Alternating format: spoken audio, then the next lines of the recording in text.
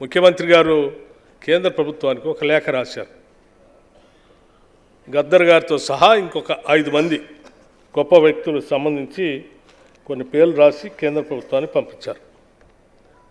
చుక్కా రామయ్య గారిని, అందశ్రీ గారు, అట్లాగే గోరెటెంకన్న గారు, ఇటువంటి 5గురు పేర్లు రాసి మా తెలంగాణ రాష్ట్రం వచ్చిన తర్వాత తెలంగాణ రాష్ట్ర అస్తిత్వానికి, ఆత్మగౌరవానికి, ఈ తెలంగాణ సమాజాన్ని సాంస్కృతికంగా లేకపోతే ఇంకో రకంగా భౌతికంగా రాజకీయంగా కూడా వీళ్ళు గొప్ప వ్యక్తులు, ఈ సమాజాన్ని కదిల్చినటువంటి వాళ్ళు, వీళ్ళు ప్రేరణ కల్పించినటువంటి వాళ్ళు, తెలంగాణ అస్తిత్వం కోసం ఇటువంటి వాళ్ళకి తప్పనిసరిగా పద్మభూషణ్ ఇవ్వాలి, పద్మశ్రీ కూడా ఇవ్వాలని రాసి పంపిస్తే ఒక్క పేరు కూడా వాళ్ళు పరిగణలో తీసుకోవాలి. చివరికి గద్దర్ అన్నది కూడా చాలా బాధతో ముఖ్యమంత్రి గారు ఆవేదన వ్యక్తపరిచారు.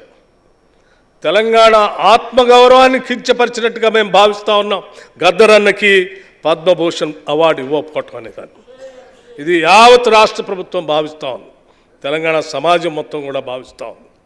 ఇదేదో గద్దర్ అన్నకి ఇచ్చినటువంటి అవార్డు కాదు, తెలంగాణ సమాజం మొత్తానికి ఇచ్చినట్టుగా మేము భావించేవాళ్ళం, ఆయనకి ఇచ్చి ఉంటే అని చెప్పి చాలా స్పష్టంగా చెప్పారు. ఇప్పుడు కూడా మేము చెప్తా ఉన్నాం, కేంద్ర ప్రభుత్వం సరే మేము రాసి పంపించినటువంటి దాన్ని గౌరవించకపోయినా, వారికి ఆ గౌరవం దక్కేటట్టుగా అవార్డు ఇవ్వకపోయినా, ఈ రాష్ట్ర ప్రభుత్వం మాత్రం గద్దర్ గారి గౌరవాన్ని ఎక్కడా తగ్గనేమో, ఆకాశాన్ని ఉంచేటట్టుగా తగిన నిర్ణయాలను తీసుకొని ముందుకు తీసుకొని పోతా ఉన్నాం.